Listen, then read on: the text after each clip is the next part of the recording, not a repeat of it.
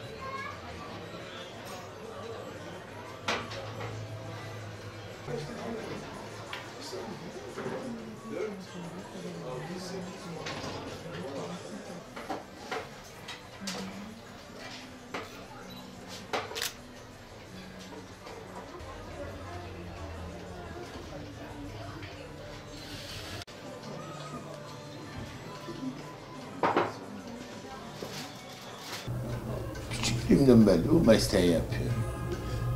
55 senedir marangozluk yapıyorum, mobilyacılık.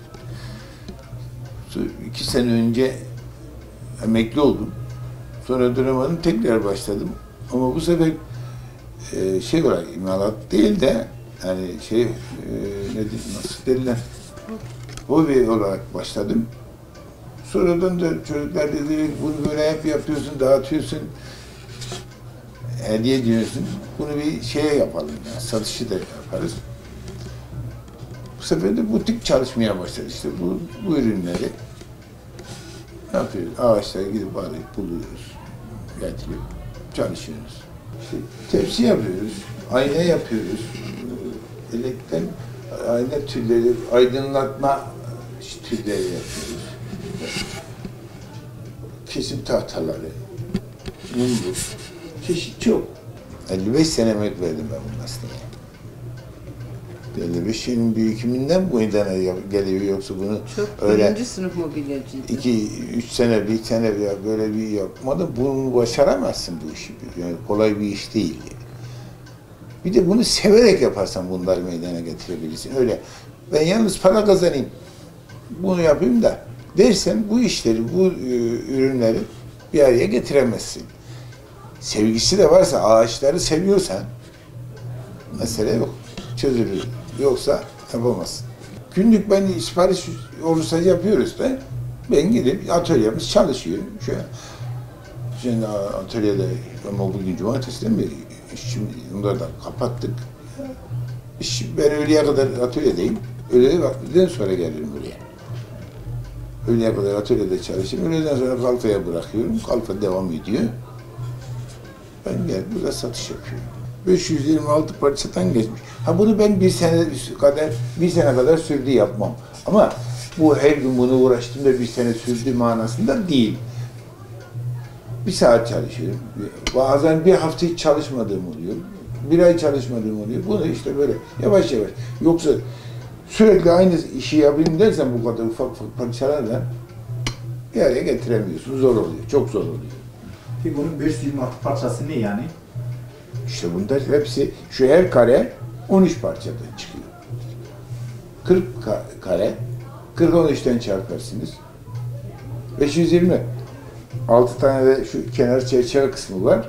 526 parçadır. Yani böyle bu hemen bir günde, 5 günde yapılamaz. O, çünkü tahammül edemez bu kadar küçük parçayla sürekli. Bir defa gözüm çok çabuk yoruluyor. Büyük parçalar olsaydı insanı fazla bu kadar yormaz. Bu küçük işlemin evet. Fıstık ağacı çok zor işlenen bir ağaç. Mermerden zor. Tam söylüyorum, mermerden zor yani. O kadar emek isteyen bir iş, itina isteyen bir iş ki ağacı da bulunmuyor sonra. Her şeyi emek bulunur. Bilimlerin buradaki imalatların hepsi emekle, sabırla yapılan bir şey. Dediğim gibi yalnız para için yapayım dersen bunu, bu işi beceremezsin.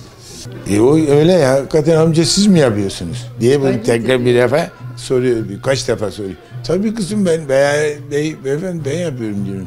Tabii ki ben yapıyorum. Ben yapmadığım şeyi nasıl ben yaptım diyeceğim ki yani bu böyle bir şey olamaz. Bunların hepsi benim el emeğim göz nuru derler ya, aynı öyle işte. Hepsi. Kimse yani buradan bir başkasından alıp sattığım bir ürün yok. Hepsi kendi imalatım. Ben de işte her konuda, her yönden eşime destek olmasın. Çocuklarımın teşvikiyle. Ve kızım beni KOSGEB'e yaptı. KOSGEB'ten işte bize girişimci kadınlar ne başvurduk. Onlardan destek almak için aldık da. İşte ne bileyim çalışıyoruz Allah'a çok şükür. Gücümüz, kuvvetimiz varken 70 yaşındayım ama yine de işte sağlığım Allah el verdikçe destek olmaya gayret ediyorum. Peki siz seviyor musunuz bu Çok seviyorum. ahşap ürünlerini? Çok.